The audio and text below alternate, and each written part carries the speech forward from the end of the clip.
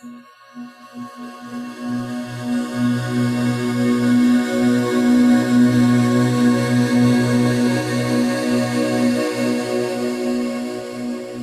we have James Rock. He is the Director of Indigenous Programming, and his research interest here at UMD in ethno-astronomy and archeoastronomy. Thank you very much. It's be invited back. Hamitakiapi, Wamlihan Yete Makiapido, Ocheti Shakoin, Oyate Hima, Imunija Sky Imachare. I'm not speaking English, but the protocol introduction that my father, my Dakota father, taught us that we should do.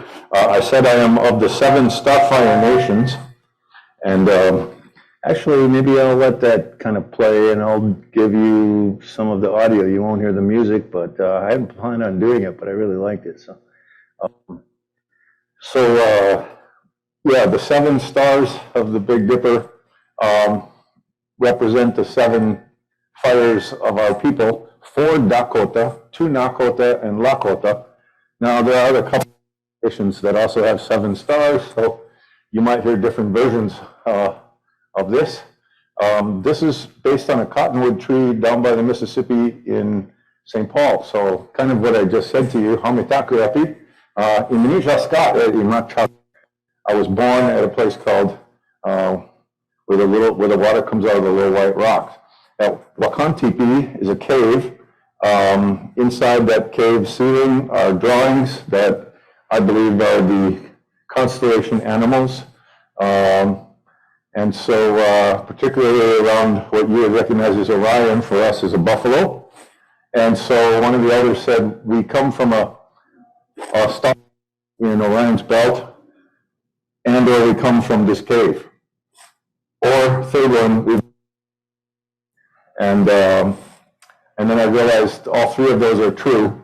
In my training in physics and astronomy, astrophysics, essentially what I'm saying here now in the audio is that Milky Way is a mirror of the Mississippi. It's a river of stars above for the sparkling lights below. Above the cave, there are burial mounds.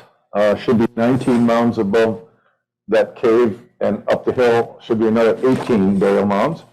And so those mounds are always on a high place near water, so that the elders, those who have passed on, go back to those stars.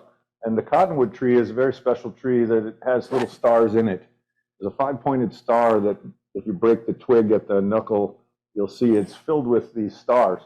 So our philosophy of kapemini, mini is water, so it's like a reflection. What's above is below, and so the Wanahi Tachanku is the road of spirits, and this tree is like a bridge because it's filled with water and stars.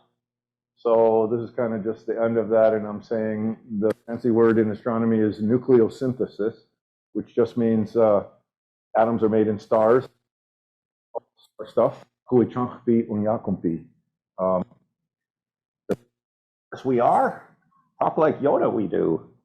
So that's kind of, I didn't have a bio to read, but all right. So yeah, all of that I'll go back through in a little more detail.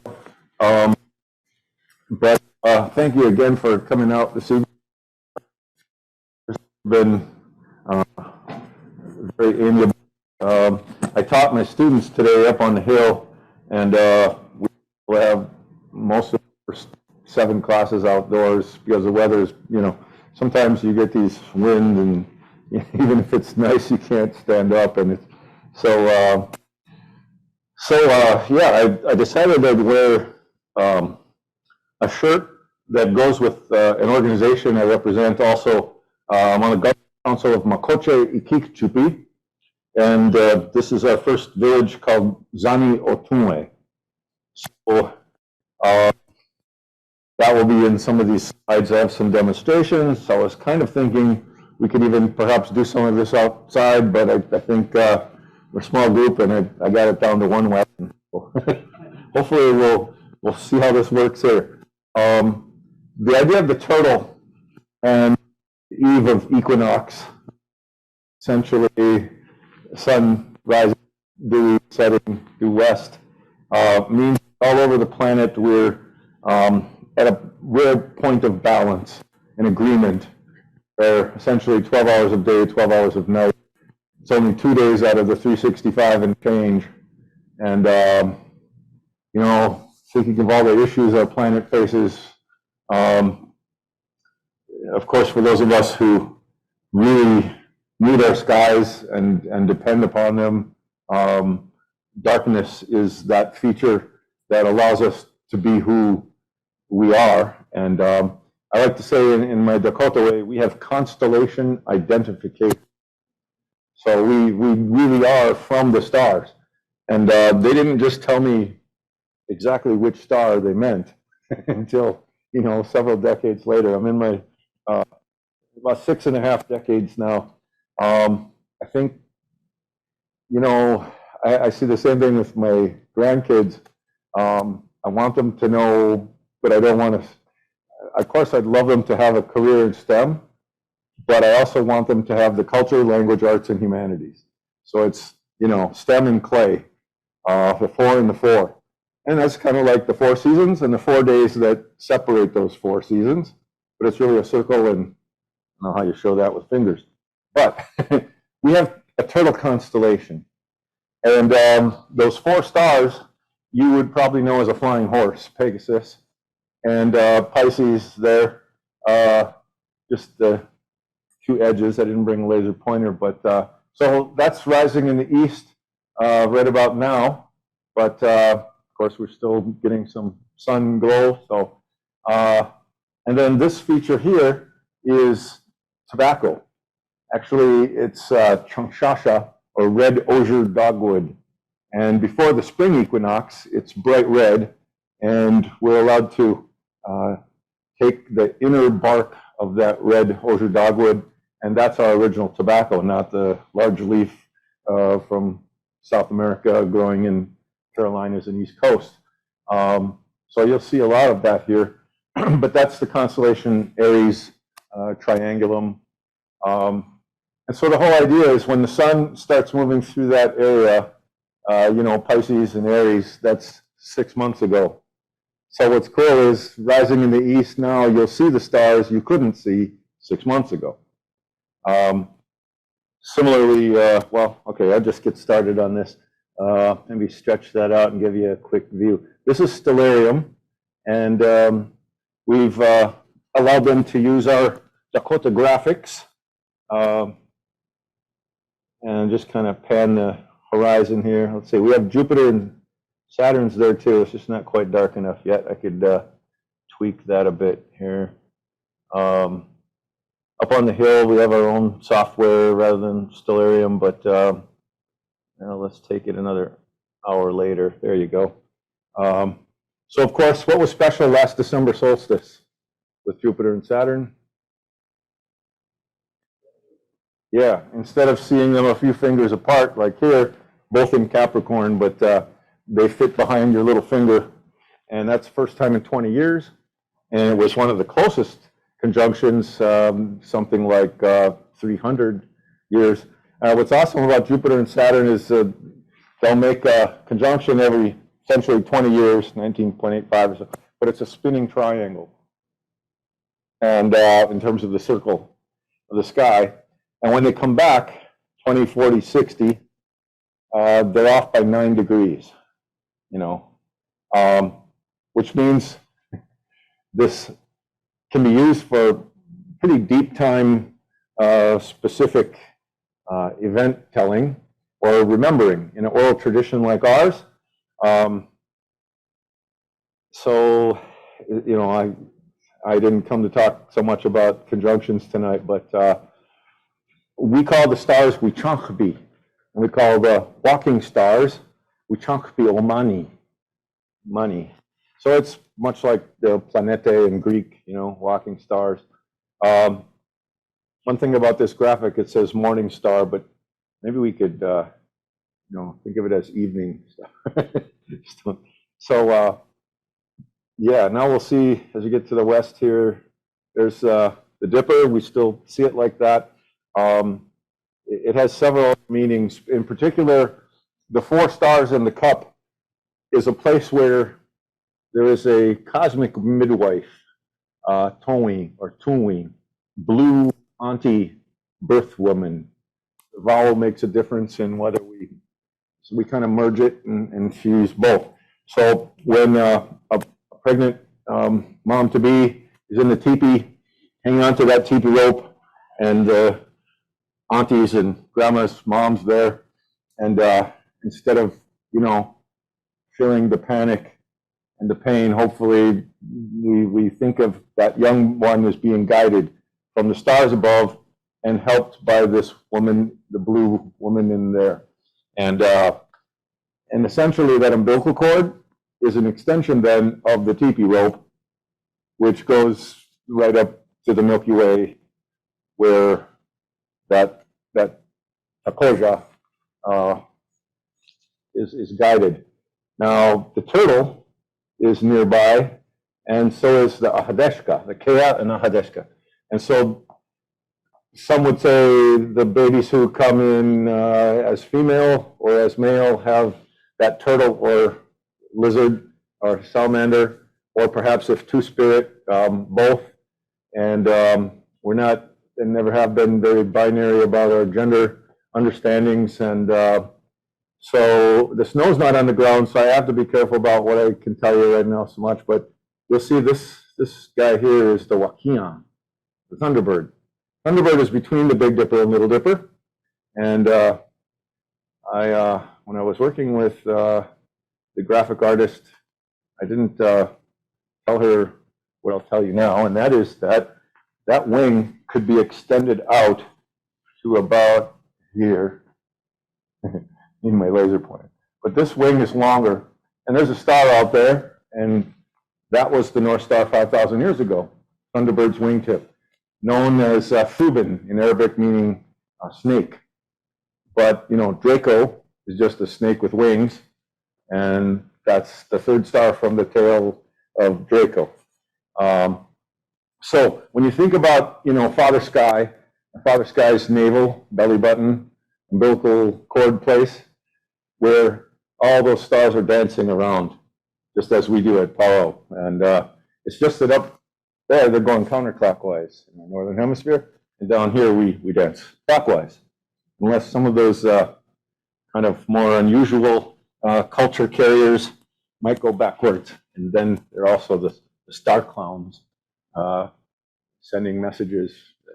That's kind of more about the people that I come from. So anyway, the bird has this 2-triangle design up there. Remember that was in the little video? The idea that what's above is below, Capemini. So there's this mirror principle, and that is like the teepee poles also. I didn't bring my 4-foot dowels, build a model of a teepee here, but sometimes the first 3 teepee poles that you put together make a triangle, and they are associated with the 3 what you would know as belt stars of Orion, formerly Osiris for the Egyptians. Before the Greeks made it a hunter and a dog, it was Osiris and Isis, or Isis, Osiris. And for us, those are the 3 backbone vertebrae of a buffalo, stellar buffalo. People that live in teepees, the Dakota, Nakota, and Lakota, the 7 starfire people, Ochete Shakoing Oyate. And so just kind of circling around here. Since I moved it ahead to 8:17, if it is dark enough when we go out, you'll see the moon has risen. And now you can see more of it's not Pisces, it's not 2 fish kind of straddling the flying horse Pegasus, but it's elk antlers on either side of the turtle. So again, the moon is there now, but when the sun is in that position, we know this would be springtime. And so if the sun gets near that tobacco, since the sun is like fire, it means it's time to light the pipe with the tobacco and join the bowl of the pipe with the stem and offer to Wiokpiata, Waziata, Wiokyampata, Itokagata, Katia, Makaina, Chimaka, Hochoka. So the 6 directions, north, south, east, west, above, below, and then that center point again. The bowl and the stem joins like sky and earth together, like father and mother. So life is fruitful and regenerates in the springtime again as the snow is melting. Now, to be presenting at a place like this, beside that giant melted ice cube out there, the glaciers were here 13,000 years ago, a mile, maybe 2-3 miles thick, and the ground is still feeling that. We weren't here then, but we would have been, and when the winters didn't cease, winter after winter after winter, we didn't just shiver and become flat under the ice. We took these canoes and we went south. So we talk about those times of the mountains of ice, and then we came back. So it must have been pretty soggy 8 to 10,000 years ago. But again, I didn't bring my suitcase of bison bones, some of which are 10 to 12,000 years old. So I know that it wasn't Thuban under which they saw all the stars spinning, but perhaps Vega. So it's a 26,000 year circle. And the cool thing is that Thunderbird is precisely, exactly centered in that precession cycle of the equinoxes. Now you see why I'm presenting something like this tonight, is if you're in one place long enough to know when the sun normally is, or look 6 months across at those 2 equinox points, and you see where the North Star is, it all shifts. And this is one of those great cosmic lessons that all of our cultural traditions help us to know. The heart of that Thunderbird is the true center of the circle of precession. And that's that design that's on there. If you look, that's NGC 6543, Capti Nebula. There's a lot of controversy over when it may have been visible or multiply visible recurrently. So maybe something like 5,000 years ago. So when Thunderbird's wingtip or Thuban, it's possible that that was much more apparent. And so we have pottery at the Science Museum, Minnesota. They're saying that it's 800 to maybe 1,200 years old, but it's a large pot. It's a bit on this table like that. And it has 4 Thunderbirds in those 4 positions. I think I might be losing my mic here, huh? Sorry. This way. Other way. Yeah. That way around. Yeah. Okay. So if you get it under. Yeah, Excuse me. Sure, no problem. Yeah. Yeah, that's better. So,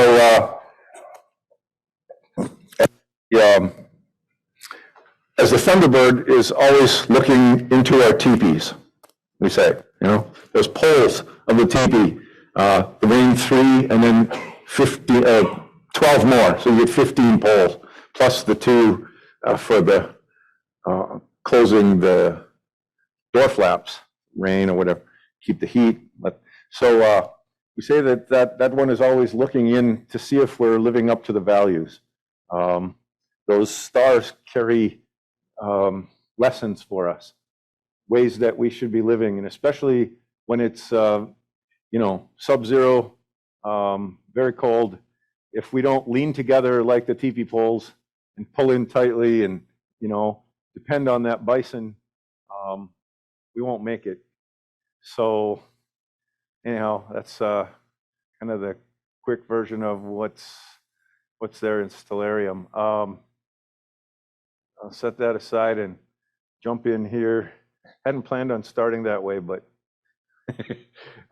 so here's a turtle shell, and turtles have 3 major parts in the middle and 10 around 3. So 13 is the number that goes with turtles. We say there are 13 months in a year, 13 moons, and they're 28 days each. So 13 by 28 is 364. And then there's that day for your birthday. So Florida and Baja California are two of the turtle's legs. So this is a good place to live up on the, top center of the turtle shell. Turtles get wet. And as we're seeing with climate change, the intensity with which the winds and hurricanes, and I have a sister-in-law in Mississippi and NASA friends out on the East Coast, and wow. So Turtle Island, Keowita. I think it shifted to get there. Maybe I can at least keep the mic nearby here. Turtle Island Sky Wisdom, Ethno and Archeoastronomy. To indigenize and digitize the skies is my tagline, I guess, to re-indigenize our relationships between sky and earth. All of our ancestors, wherever you're from, had that place-based metaphysics, and it's perhaps even in your DNA. Your body may or may not have a phenological relationship that expresses that deep yearning or call or understanding. When we get to be up in places like the Boundary Waters and the international dark sky places, that's when we feel it, I'm reminded of something our indigenous elders say, though, and that is we build a small fire and stay close. And sometimes those visitors to Turtle Island make a big fire and sit far away. So it's kind of like, enough is enough, balance. And so we're Turtle Islanders. Home is where our story begins. And I guess I'm sorry to tell you, but I need to, is that that's the Twin Cities, and there's Duluth. And this entire area, we Dakotas considered home. It's just that after 1862, there was a $200 bounty on our heads, in particular my great-grandparents. So they went about as far northwest as any Dakotas did. The thickness of the arrow indicates, or thinness, how few went that way. And over half died of tuberculosis. That's about almost 1,000 miles up that way, Prince Albert, Saskatchewan. Just got a call last week from folks about 80 miles south of there in Saskatoon, asking if I might come up and work with the tribal college and do some Star Story presentations this winter.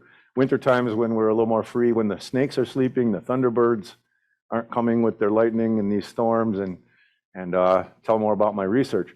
And then you see down there that other arrow, that's St. Louis, another place where two rivers join, and the Missouri coming from, the Dakotas and the Mini, the Wakpa, Minnesota, Mississippi. Actually, my wife is Ojibwe and Odawa. They're the ones that say Mississippi.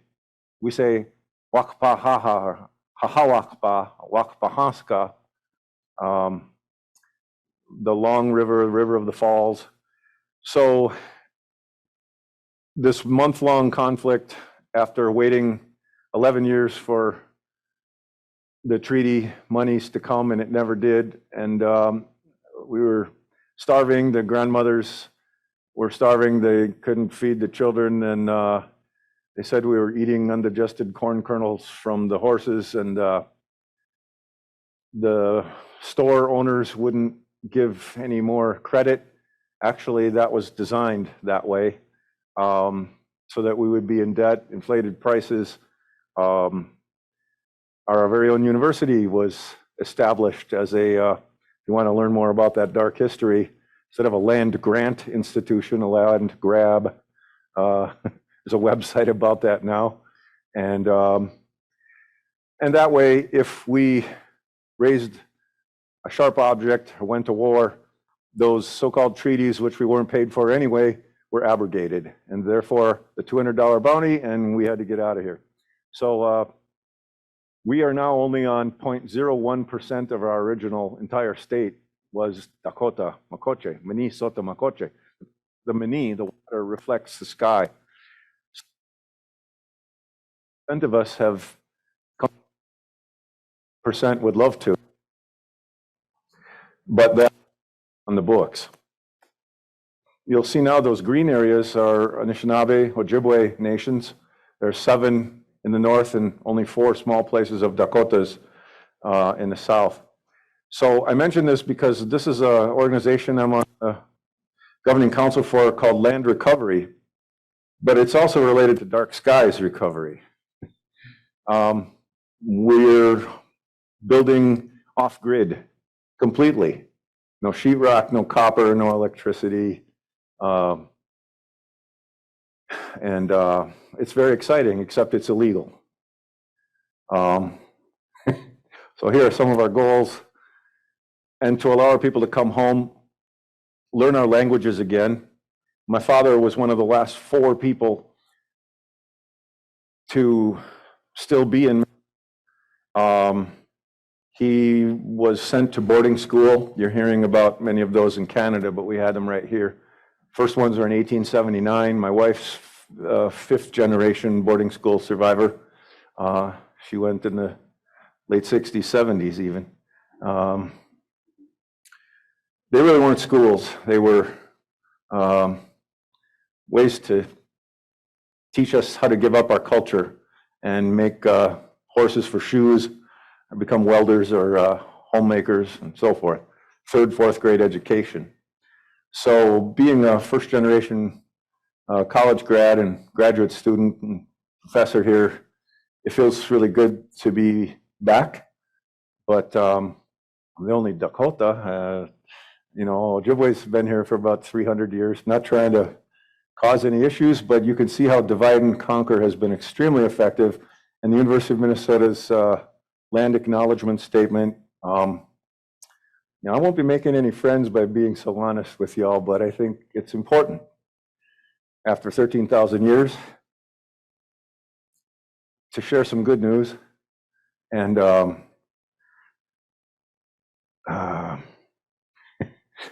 okay. It was just interesting for me to see that a version of that land grant acknowledgement started with the year 1854, the treaty.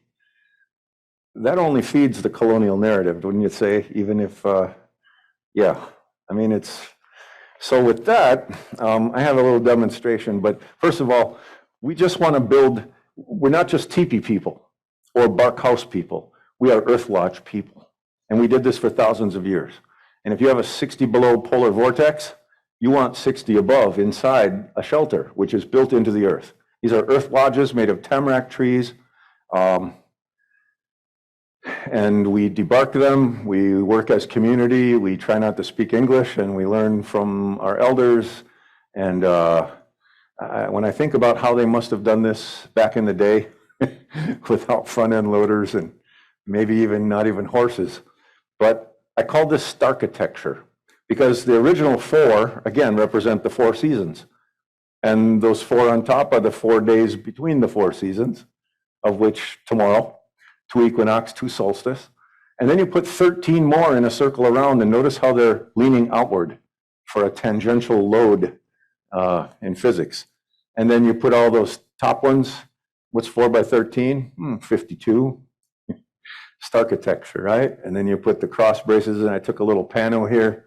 We're building 3 of what will be 6 earth lodges about 120 miles west of the Twin Cities, near Granite Falls. That's not our name for it. Pejuta Zizi, the place where they gather the yellow medicine.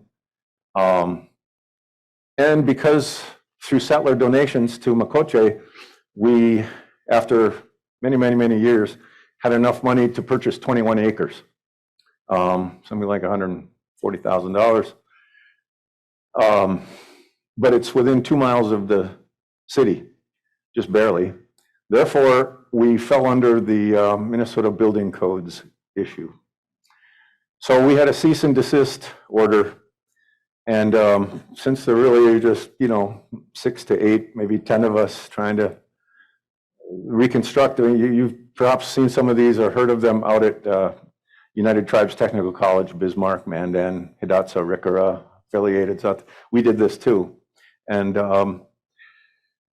so they said if we continue to be, we'd be fined $10,000 a day and arrested all the way. And this is at the same time as our pipelines issues and many, many other things. I've been out to Standing Rock 2016, and this was about 2019. So we weren't surprised, really.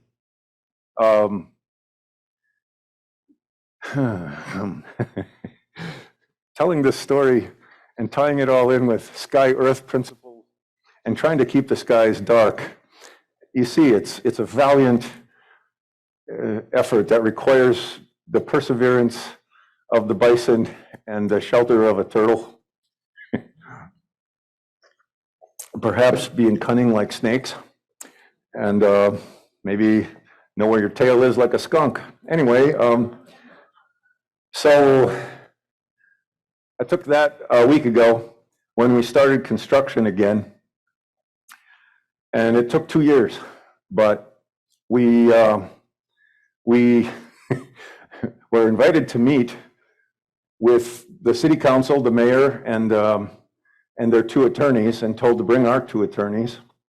We didn't have attorneys. We're a small 501c3 organization. We brought our highest law, and that's our pipe, the communication, the highest law, the chanumpa, the bowl and the tobacco and the stem. And we set that on the table, and the 2 attorneys were, anyway, 5 hours later, they were on our side. And they helped us draft legislation for a House and a Senate bill, and we found sponsorship. And but then COVID hit. But we shook a lot of hands, did a lot of elevator speeches. I pretty much lived at the Capitol for 3 months. 2020, we knew we would have to repeat it again this fall. Only this was a funding year, so it's even more difficult. We had to rejacket the bills, give them new names, new numbers, new sponsors, blah, blah, blah, blah.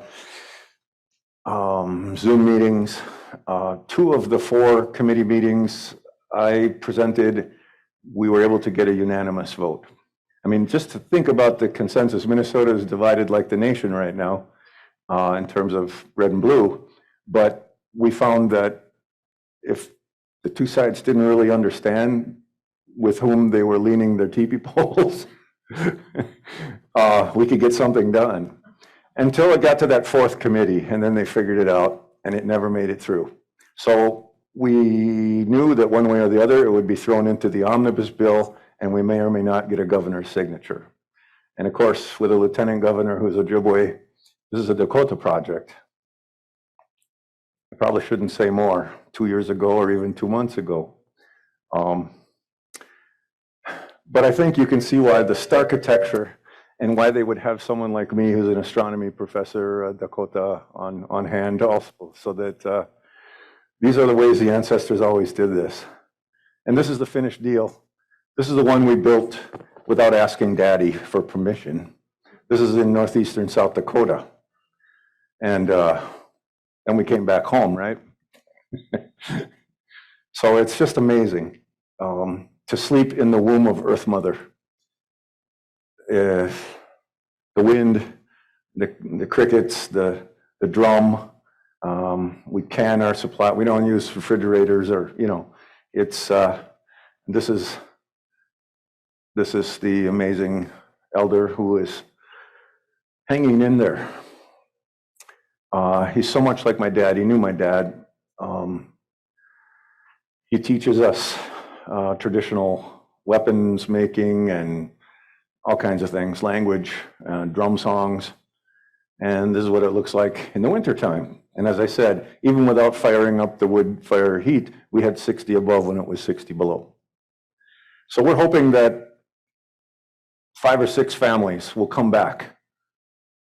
And this is on a beautiful ridge and near Highway 212, just a couple miles past Granite Falls. So we had a ceremony 2 weeks ago, had another one on June solstice. And there are things that if I were to tell you, and we're on Zoom, so, they'd take away the master's and PhD for a guy who believes the things I saw that aren't in the engineering books. Wow. The planet is showing us we can't keep going the way we are. It is red alert. We all know it. We've been saying it since 1970s, preaching to the choir here. But we're all in one canoe. and that canoe is Earth Mother. And when we say all relatives, hello, my relatives, we don't just mean the two-leggeds, the humans, but there's, again, the turtles, the wingeds, the four-leggeds. And I did get to work with NASA and NOAA. I had an experiment on the very last space shuttle. I put in the hypothesis in the early 80s, and 30 years later with STS-135. So once we hunted buffalo, now we hunt for this wisdom again, and the flexibility and the perseverance to make it through yet another time. When the volcanoes go off down south, or when the glaciers come in from the north, we've always moved north and south. So the American Indian Science and Engineering Society has been going for over 40 years, 44 actually, ACES. If you summarize what indigenous science is, traditionally called traditional ecological knowledge by the academics, we just call it Turtle Island STEM, but it's phenology. If you stay in a place long enough and you know, for example, my dad's grandma was, she never spoke English. She was a Wakapewian, an herbalist and a doula, delivered babies. My dad would follow her around and gather the medicines, food. That phenology develops into a phenomenology, a whole philosophy of how to live based on, what happens, interdisciplinary happenings. She would say, time to plant the corn when the oak leaves are the size of squirrel ears. Or another way is when the sun's moving through the Pleiades, essentially May 20, which was the frost-free time. But now with climate change, those ways of knowing are challenging us as well. One of the things I hear, we're going to have more dragonflies. And what I love about our traditional site is I'm finally seeing fireflies again. Again, as you know, with light bulbs, they can't mate, find each other. So it's good to be out in a very dark place. And so we don't just do things out of curiosity, but out of ceremony, and it's all about making relationships. Place-based values, axiology, it's our philosophy. Rights of nature. Nature comes first. She's not a resource, she's the source. And chekpa is our word for the belly button or umbilical cord, or even the term twins. And it's the teepee rope, which is a symbolic chekpa, as I told you. So this is kind of a cool synchronicity. It's always been the place where the two rivers meet, and that's like the belly button of Earth Mother. So at 45 degrees north, we connect to that Polaris star, or whatever star it was, Thuban or Vega before that. Oh, by the way, so that's supposed to be the Mississippi, right? In Minneapolis, St. Paul, Minneapolis Miller, St. Paul Saints, and 1961. Ray Barton got $10 for sketching that on a napkin. And what's fascinating is that cosmic ball back there, when I interpret it in an indigenous way, that Mississippi is the Milky Way. And that's the sun and the moon, St. Paul and Minneapolis. So when the sun and the moon cross the Milky Way in, let's say, Gemini, Orion, Taurus, that's a specific part of the sky that's our buffalo. Anyway, and that relates to the cave that matches the star. So we have numbers like 13, 20, and 28 instead of 12, 30, and 60. And when we're willing to count this way, you'll see some really amazing things. And that's how we predicted eclipses. And the Greeks did have a 13th zodiac sign.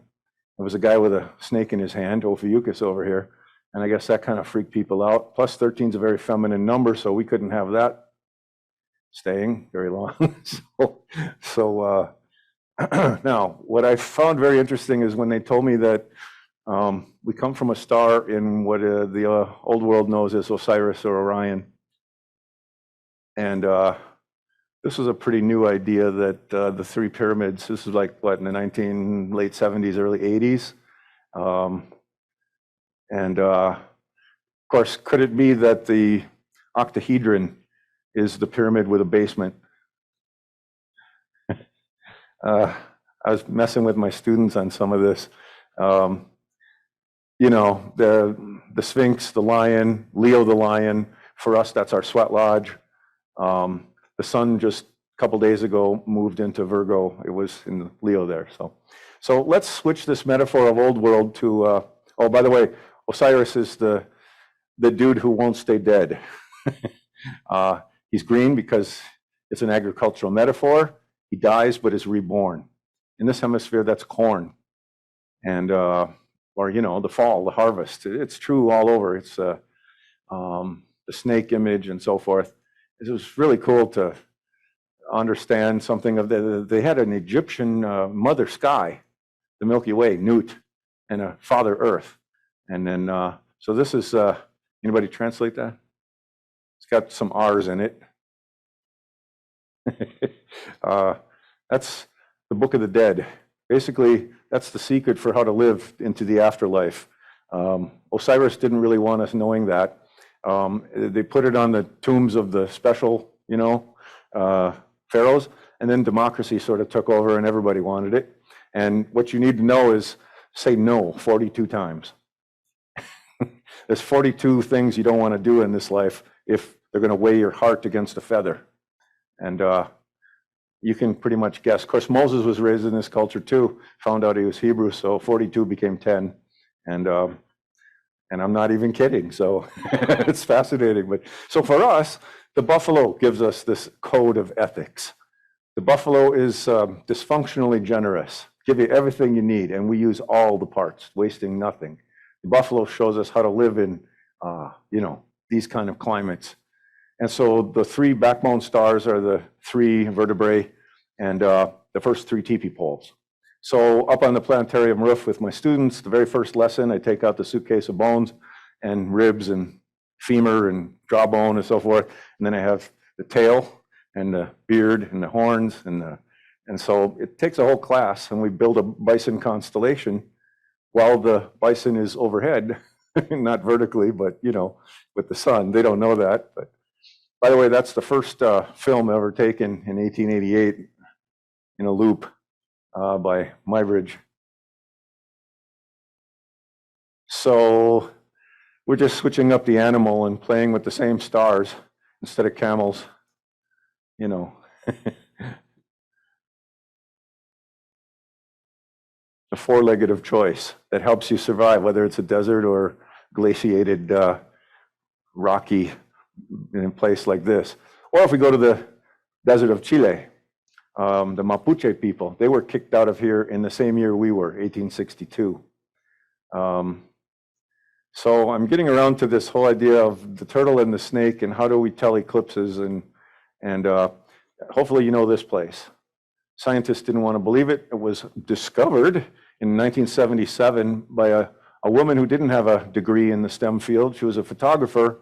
And of course, what could a woman photographer discover, right? So nobody believed her, but she was up there at Fajada Butte, all the rattlesnakes protecting this site, climbed up 1,000 feet. Our,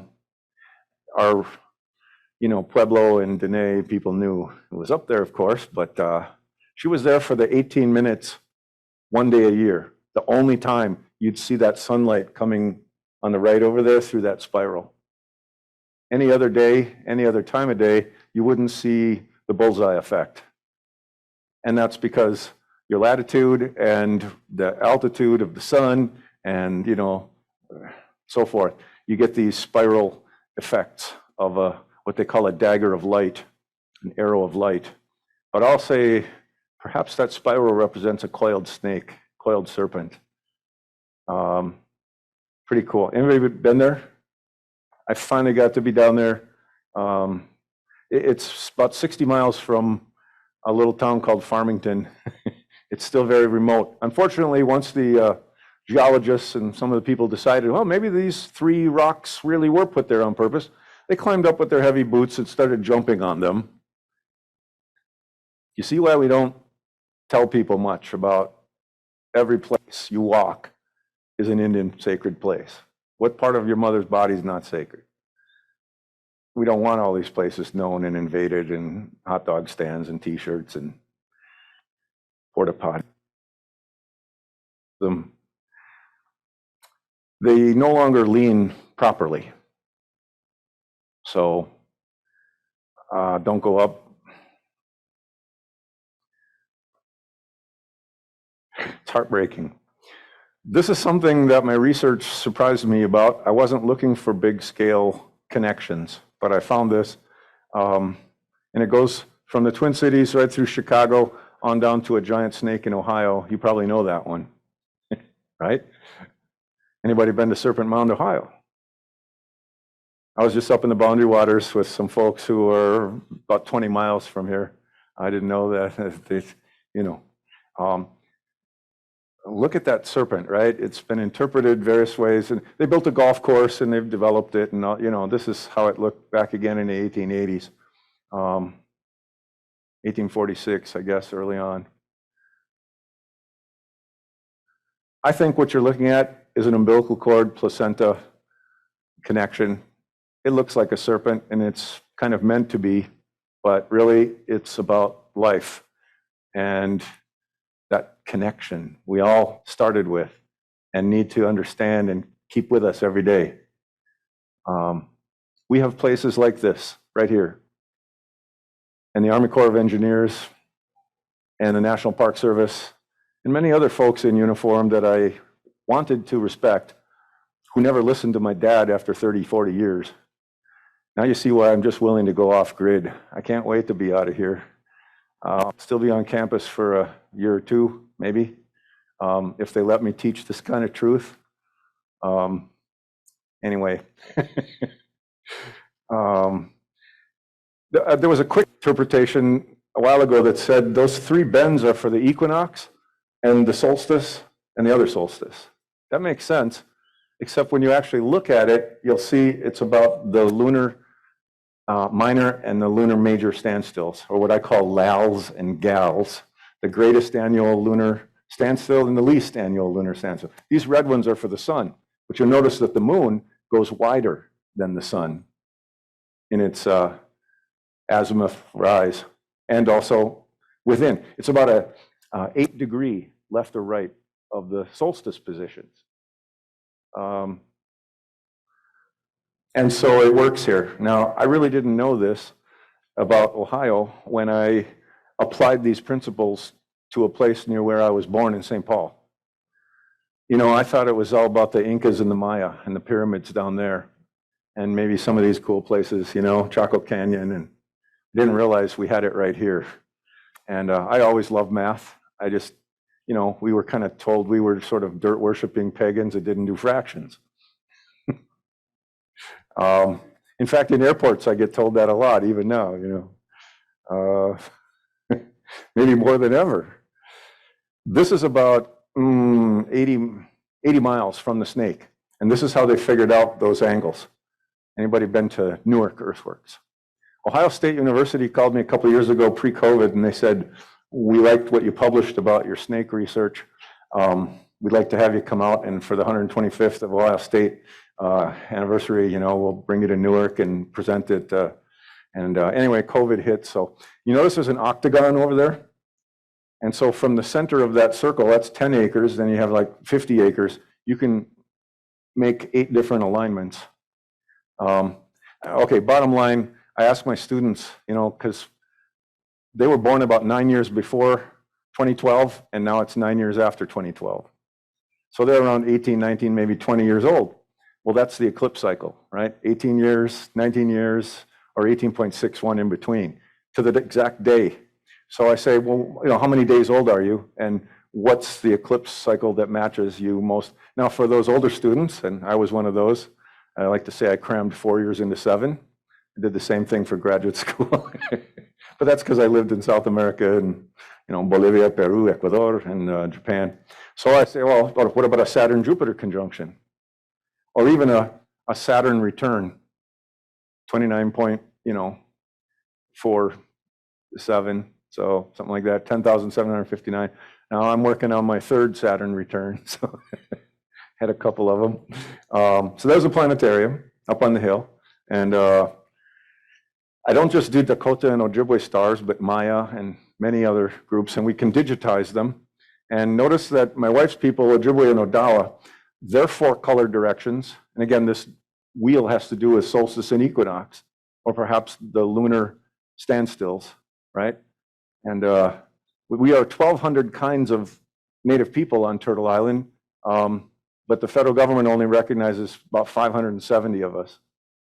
And I know elders who are full-blood, that's a term we don't like, but we'll, who like Coahuiltecan and Mescalero Apache, and this wall that they've constructed right across the ancient places of the cousins.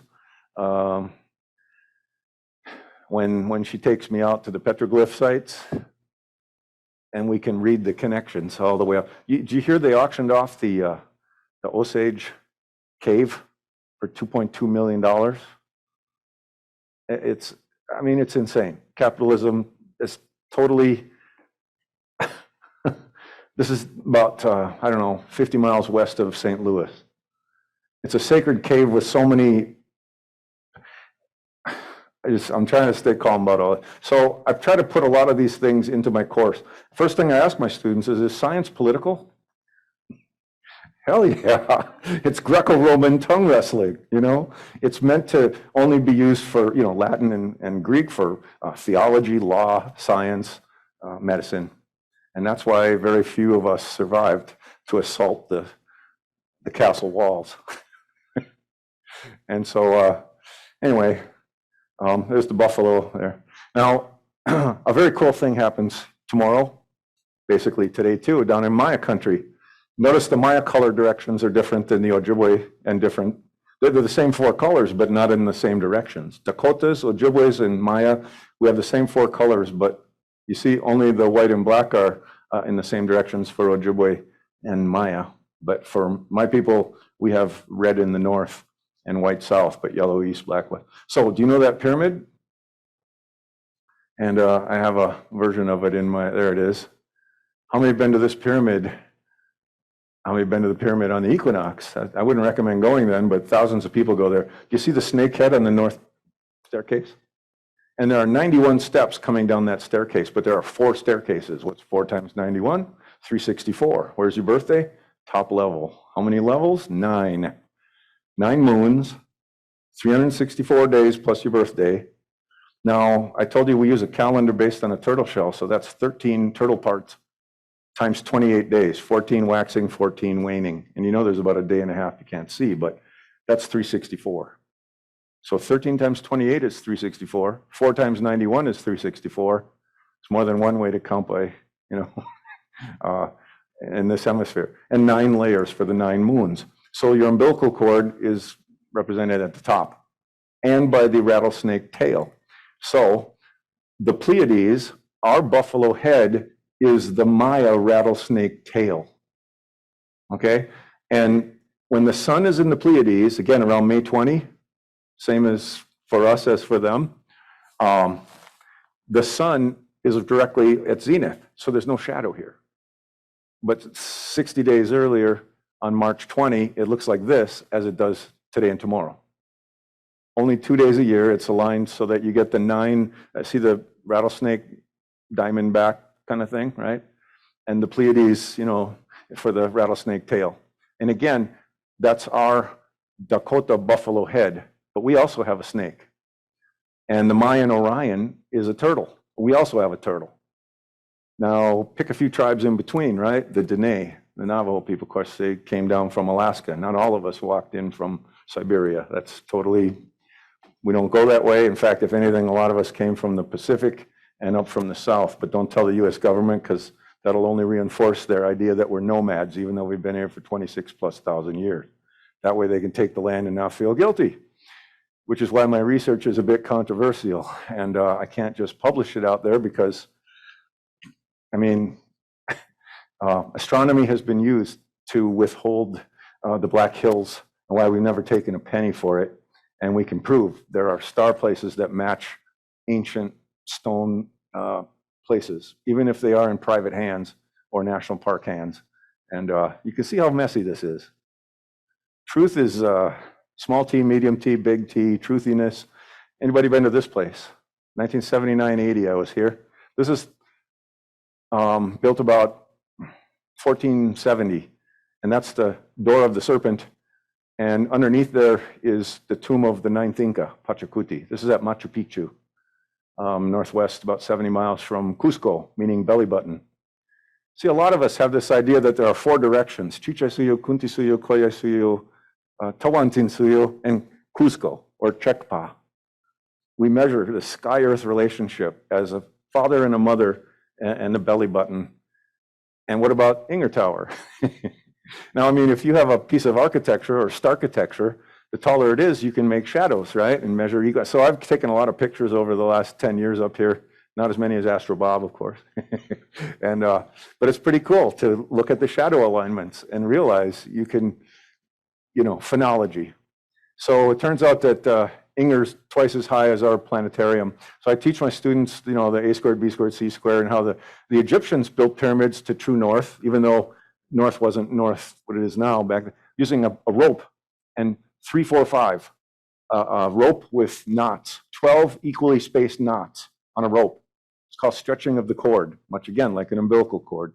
The 3, 4, 5 gets you that right triangle, and if you, the high priest or architect, or maybe the women as well, because remember the sky is feminine, so pointing to that North Star, which was Thuban 5,000 years ago when the pyramids were built. In fact, there's a shaft in the pyramid aligned to Thuban, right? Our Thunderbird wingtip star. So again, what I'm trying to say is people think, well, we weren't very civilized here. We weren't very advanced. We couldn't predict eclipses. We didn't build pyramids. Big to differ, big time. So anyway, what's cool about the Maya calendar is every day gets a number. And they've been doing this for 26,000 years. Archaeologists will say, well, you know, the classic Maya were 200 to 900. Yeah, we don't have time to go into that, but I've been in the Maya Society of Minnesota and on their board, and we finally have Maya people on the board of the Maya Society of Minnesota. It's not just a bunch of academics who go down and bring their students to see if there really is an equinox effect on the Chichen Itza pyramid. Plus, it's a nice thing to do if you want a vacation, but you know, ecotourism in the name of conquering and discovering, not cool. No. We need an entirely different way of turning everything inside out, upside down, shaking the pockets loose, and really looking at whose knowledge is whose, and who has a right to own it and profit from it, capitalize on it. Anyway, so I'm hesitant to say what I learned over 50 plus years of living south. Because I could have made a lot of money and sold books and websites and t-shirts and coffee mugs, and some of my peers have, and some of them are Indian too. So I want to be careful about that. But we have values. We're supposed to respect that this is intellectual and cultural and spiritual knowledge. It can't be copyrighted. And I'm glad that the University of Minnesota and their legal staff actually helped me. Usually I'm on the other side of those attorneys. But, anyway, so there's some really good, you remember 2012 and all the craziness of that, right? The world didn't end. It was the end of a 5,125 year period, of which we've had 5. 5125, 5125, 5125, 5125, 5125 is 25,625 years, almost 25,920, which is based on the 72 years per degree. Remember Jupiter Saturn conjunction, 360. In other words, they were measuring the precession of the equinoxes. And they also encoded it in snake knowledge. And I thought it was just the Maya and the Inca, and I'm about out of time here, but I can show you, you know, I was hoping to model it, and I thought I had all those. Basically what I did was I took orange, what do you call this? Yeah, extension cord, 100 feet. And I scaled down the snake. That's 534 feet. And I scaled it by 1/6. So about 98 feet.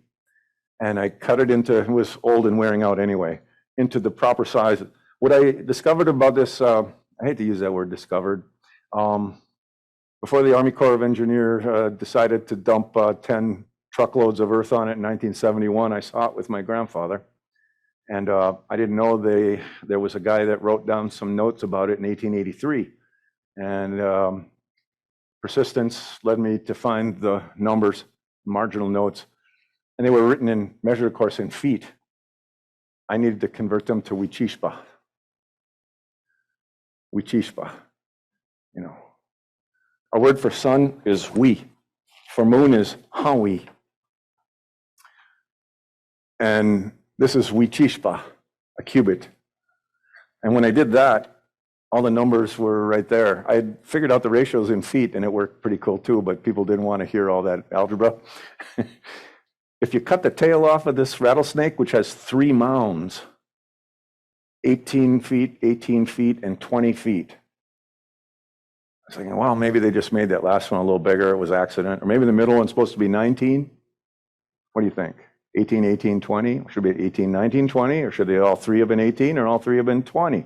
You see how many variable ways this, I'm going to trust those measurements because this was a really good guy, Theodore Lewis, and he wanted to document as many mounds as he could all over Turtle Island before 1900 when he knew the farmers in the cities and it would be gone. And I'm grateful that he did this. He also went inside the cave, which James J. Hill, who taught Jay Cook, who built the railroad up here, James J. Hill dynamited the cave where those drawings were in that little video I showed you, which included 4 snakes going up from the 4 directions, and buffalo and basically their constellations. So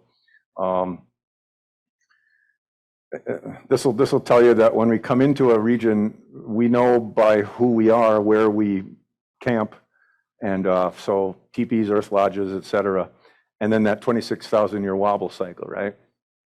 And we didn't count by 60s, but by 13s and 20s, and it works either way.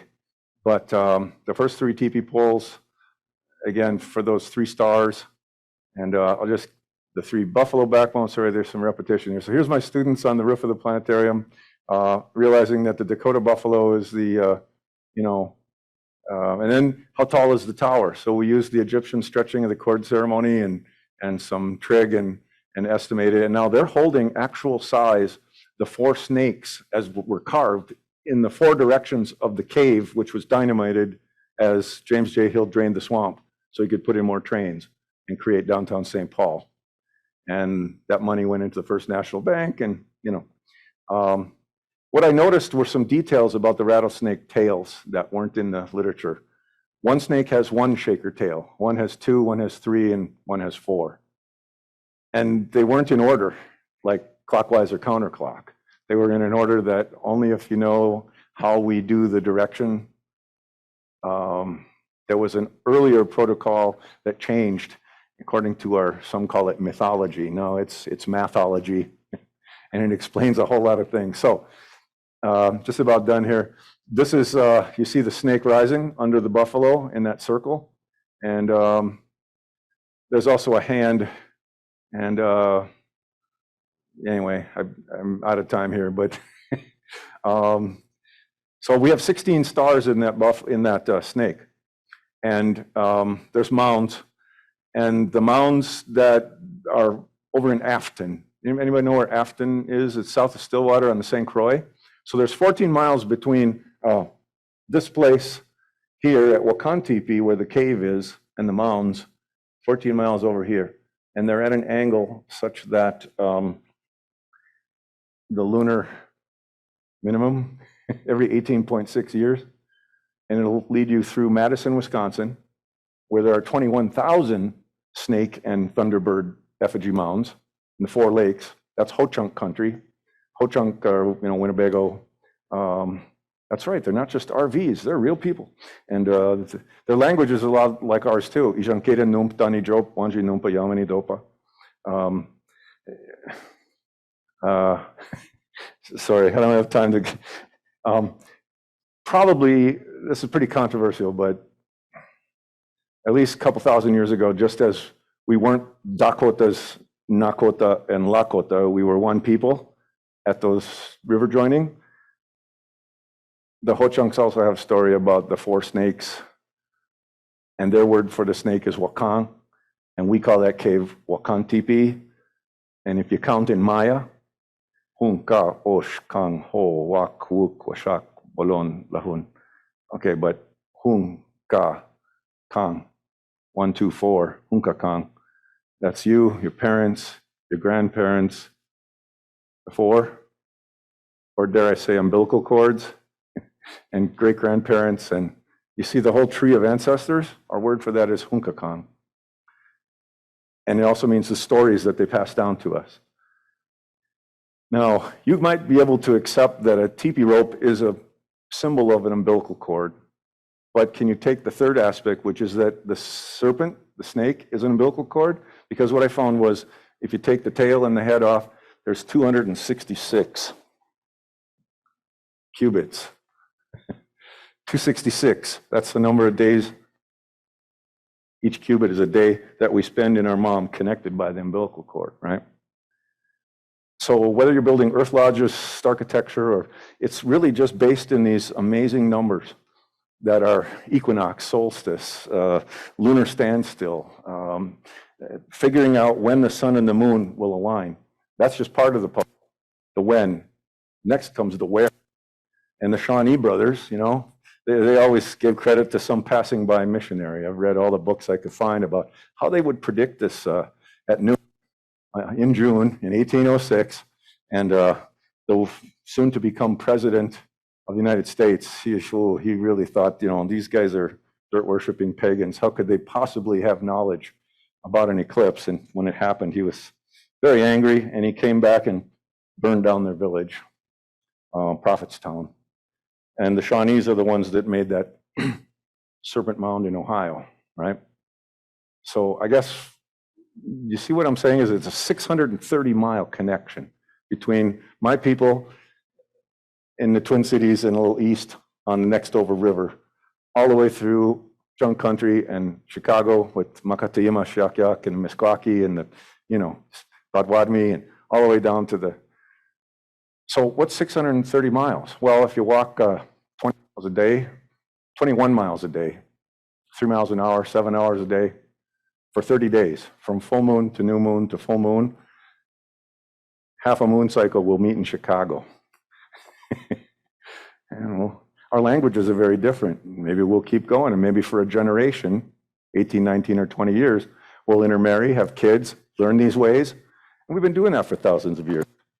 And then comes colonization and democracy, built on Greeks, where really it was only for men, and we weren't even bunnies in the bush.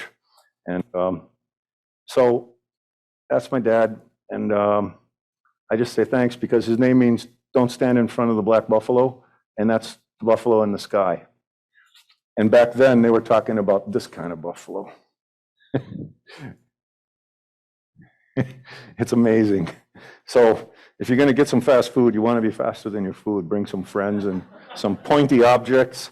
And again, what's so weird is 26,000 years is nothing. 26,000 years, you know, these guys were around 10 wobbles ago. and it wasn't sequential, there was overlap here, right? And so some of the bones I have are the bison occidentalis. And I work with the Science Museum, and yeah, this is one of theirs. And I know it's, you know, so when you look up tonight, you know, there's so much to be learned here. And I'm not discounting Western STEM. I love it. And I'm hoping I can get my grandkids to learn everything about their own cultures and everybody else's cultures, because we're going to need everything we possibly can know to get through this. This displacement, massive population shifts. What are we going to eat? The plants are shifting. The insects are shifting. I hear dragonflies are coming north. Maybe I mentioned that already. So our starry origin, the belly button, you know, look where the bison were. And there were 60 billion of them. Then the railroad came through, separated in two groups. And by 1879, when my great grandpa was born, and the light bulb was born, and Einstein was born, there were about 300 left. Not 60 million, but 300. So anyway, so how is it possible that we come from a star in Orion's belt, but a cave, and we've always been here? Well, it's, you know, is it possible? I don't know. I'm not willing to say that the same three pyramids are those three stars, and that story came from the old world to us. Might have even gone the other way. If the Bering Strait story has any truth to it, why don't people go both directions? You know, why was it a one-way street? So camels and bison. Anyway, so this is kind of the first couple lessons I teach my students. And this is the demonstration I was going to. This is a 100-foot rope, and this is 13,000 years ago. And We'd have to circle the room quite a bit, but I think you get the idea. If you've been to Minneapolis, I did this down the Stone Arch Bridge, which James J. Hill built after he dynamited the cave in St. Paul. He came across to where that waterfalls is, St. Anthony Falls. But, you know, when Duluth came in 1679, excuse me, here's today, and here's Duluth. Okay, and Duluth, Groseilliers, Radisson, and then 1680, Father Hennepin, who in the Twin Cities, we Dakotas took him over the falls, and those waterfalls were in St. Paul 10, 12, 13,000 years ago, and they were a mile wide, and the glaciers were melting. So see those 4 knots in between? Well, let's fold this one about like that, and you see it's about halfway back. So this is when we were kicked out of Minnesota. That's 1862. And, you know, halfway back to Duluth. I mean, not the place, the guy. And so it's coming from here. 1679, 1680, Duluth and Hennepin. Sounds like tornado warnings. And then you get here and it's, no, that was Ramsey, this one. Let's see, here you got Pike. Yeah, 1803. No. Carver. Yeah, Hennepin, Carver, as in 1766, 10 years before the U.S. He went into our sacred cave and carved his family crest, whose name was Carver. Carver carved his Carver crest. And of course, Doctrine of Discovery, you know, the Pope in the year 1000, get there before the Muslims do, and anything you can claim, you know, and Christianize, and don't even worry about Christianizing them because it'll be yours, and it goes back to the king and queen of, you know, New France and New Germany and New Spain. And anyway, so that was what Carver did. He went in our mother's womb. See what I'm saying is, those snakes are umbilical cords, and they tell our cosmology of birthing into that watery cave space. And above the cave should be burial mounds, 19 of them. 3/4 mile further up, there should be 18 more burial mounds. And this is probably the last thing I can tell you. This has 9 on one side, 9 on the other, and 1 in the middle. So that's 9, 9, and 1, 18 plus 1, 19. 18 years, 19 years, or a number in between. That's when I realized these mounds, there's 18 mounds and 19 mounds. They're trying to say there's a number between the 18 and 19, like 18.61, and they were built at an angle. So that's the alignment. And so I took pictures 2016 at the minimum, and you see the moon rising near a water tower about 7 miles away, halfway toward that 14-mile away snake in alignment. And then just keep going, and you're in Ohio. So it's, anyway, by the way, like our own Dakota people, this timber rattlesnake, they were hunted to near extinction.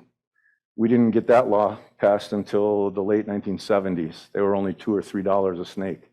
They should be all over the river valleys in Minnesota, and now there's just a few down in southeast Minnesota. Anyway, but what I'm saying is this is like an umbilical cord, and it's, I call it the Blue Rope River. But basically, you get 2 feet out of 98 feet for 13,000 years, and the age of the buffalo bones and the halfway of a wobble, and back when the glaciers were melting. And so, yeah, let's see again. We got Duluth and Hennepin and Carver, and then you get Pike in 1803 or whatever. This was never ratified by the president, never signed it, Congress. He just took Witatanka, the island where Bedote is, brought 200 gallons of hard whiskey, and these Dakota people weren't authorized to put an X. Ichazo, what does that mean? Put an X, you know. And so 1805, 1803, and then Fort Snelling, 1820, and they built that at our mother's, see the womb and the belly button, they're only 10 miles apart. And then Badewakang, Melac, as Lake Superior points about 100 miles over, we call that Badewakang. It's not Lake of a Thousand Lakes in French. That's Mystic Lake, Sacred Lake, Holy Lake. That's where Shakpe lived.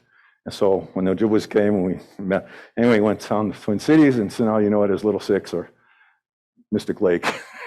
We're known by our casinos instead of by our stars. That's got to change. And honestly, this doesn't make people happy, but I probably shouldn't.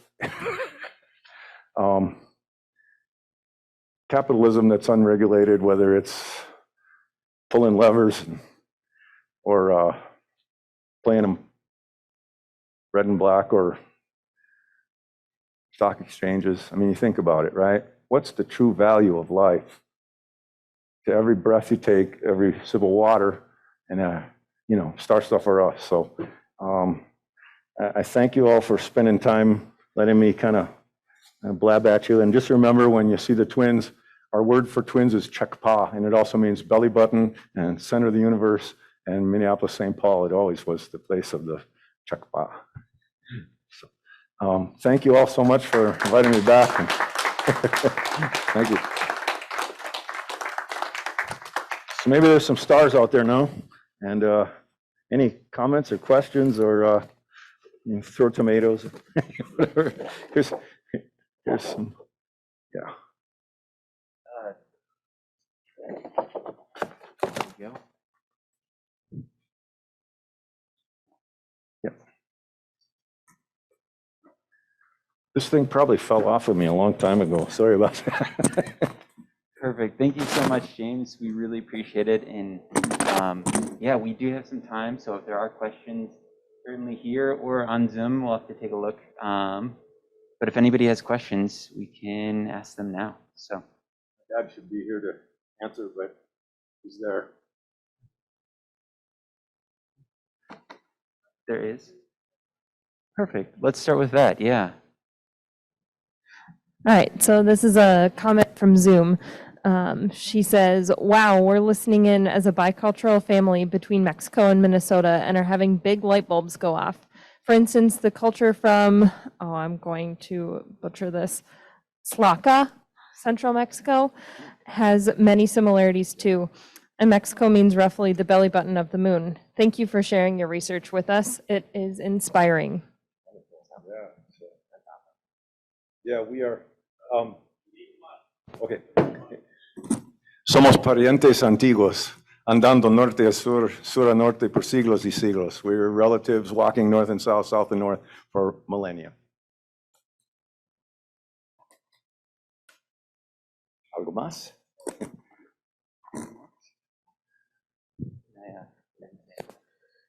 Do you have any more projects of Earth structures built out in the Granite Falls area? Any other upcoming opportunities Yeah. for you and your work? I meant to bring some bumper stickers here, or I can go back to makocheikikchupi.com. It probably should have been a .org, but so you can find out about our organization. And it didn't feel right to our elders to know that we should be buying our own land back. So settlers, many of whom are from church organizations or, within blocks of, say 38th in Chicago, Minneapolis, which I might add is right next to Columbus Avenue. There's a project to change that to Oyate, Chanku. Basically, Oyate means like the people, but it can be the buffalo people, the tree people, the people. So anyway, so yeah, there are donors who send every month. They say, here's a check for back rent, because the university likes, and other institutions, businesses, they like to say, well, here's your land acknowledgement statement. We'll recognize we're on Dakota land. And and then there's that word reparations, and I know, there's so much. How much of a lightning bolt do I want to be publicly? But the biggest thing is land back. #land back. And so we're grateful that through this method we were able to buy just 21 acres. We have another possible project. We know there are ancient burials there. The quasi-government organization that owns it doesn't care, doesn't know. You know, there's ways of bending arms and hopefully ways of hugging and loving people into doing the right thing. But with extreme capitalism, it's only money that speaks. How else would an ancient cave sell for $2.2 million? And it has the petroglyphs, much like the ones I've been spending a lifetime studying. And they're, yeah, I just don't understand that. Thank you so much for. So you're so beautiful. Thank you. Won't be done. Thank you. It's such an honor to be near you. Does dark sky bring us back to the nutritious womb, the sacred place of the womb? Is dark sky the core of that relationship? That's what I feel. It's dark in our mom. Yeah. And it's very dark out with our earth lodges, you know, and the rhythms, you know, when it's dark, you go to sleep. When the sun comes up, the birds and the chickens and the, you know, you wake up. So your body rhythms and everything that Paul Bogart and, you know, it's, we know what we should be doing, but then we have cardiofibrillation and caffeine, and we take Ambien and we play with our hormones. And so back again to the turtle. And, you know, if they can't lay their eggs and be safe, and what other relatives are out here in this amazing lake? And now, you know, it's just hard to bring the hard news, right? I mean, the microplastics and the algae and the shifting, I mean, these are glacial lakes. We should have walleye, very cold, the oxygenated cold water, that's shifting. You know, so it's been interesting to work with the Large Lakes Observatory, and we have a vessel, a research vessel called the Blue Heron. So I've been out there with them and working with my professor friends.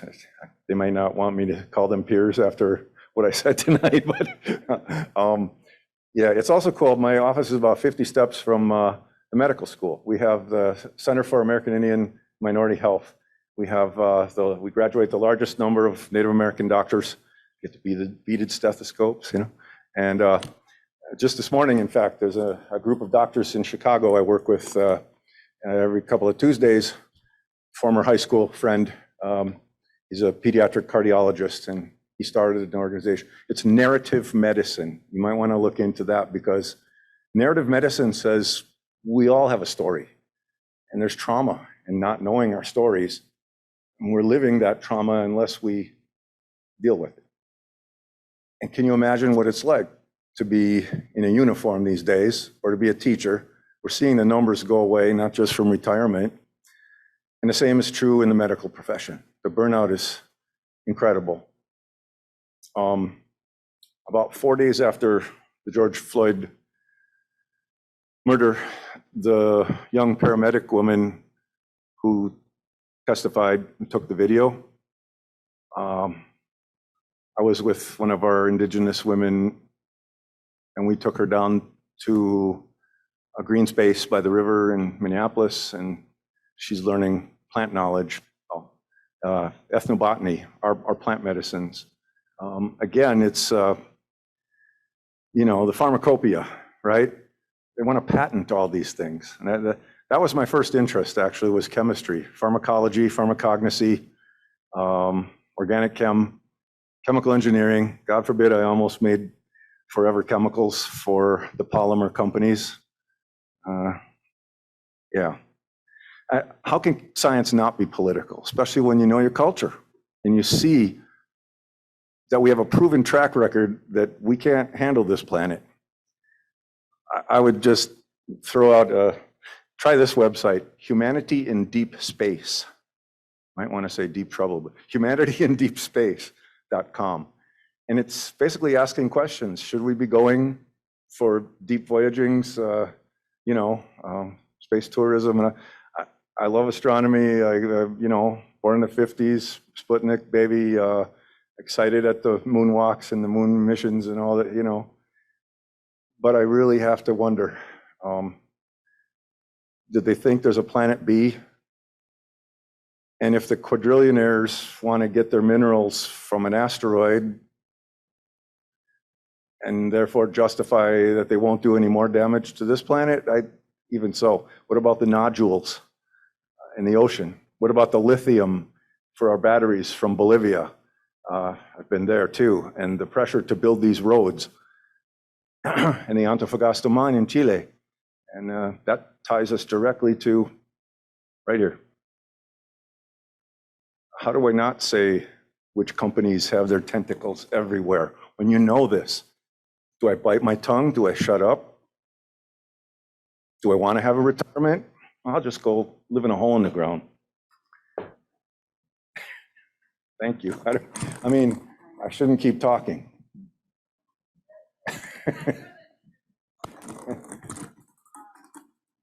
Thank you. And I appreciate that you would spend a night here trying to understand, what do we mean by dark skies? Why is that so important? Who cares? It's just some light bulbs, isn't it? No, it's our bodies, it's life, it's everything connected.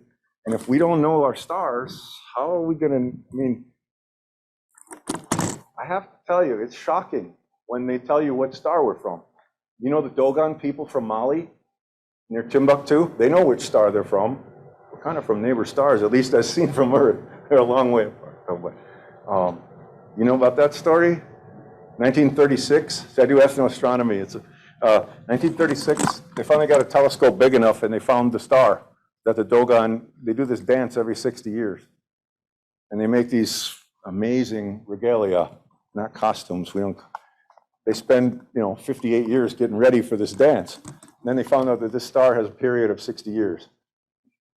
It's near Sirius, the dog star. It's our buffalo tail star. And then interesting that the brightest star in the sky is our buffalo tail. The least, the last, the first, But the Dogon say, yeah, we come from a star near that one. So we saw Sirius A. No, Sirius B? No, it's another one, Sirius C. And where are we from? And when I found out that, stars make atoms and they blow up and then they make little soccer balls and carbon, hydrogen, nitrogen, oxygen make peptide links. There's amino acids out there. And they can link and make polymers. Why not? So, do we have relatives around these other stars? Yeah, our elders told us. Those are distant campfires. They're relatives there. And I probably shouldn't tell you the rest. Shouldn't tell you the rest of which stars belong to which people. And there again, they'll take the PhD away and say, okay, crackpot. But I haven't been putting out any websites, and I'm just, I don't know. What do y'all think of this stuff? It's a little too weird, or did I go too far there? Thank you, Randy, for. I think we can all say that we're very appreciative of your time and just everything that you've told us and shared tonight. So yeah, thanks again to James. Thanks so much. Rip it up.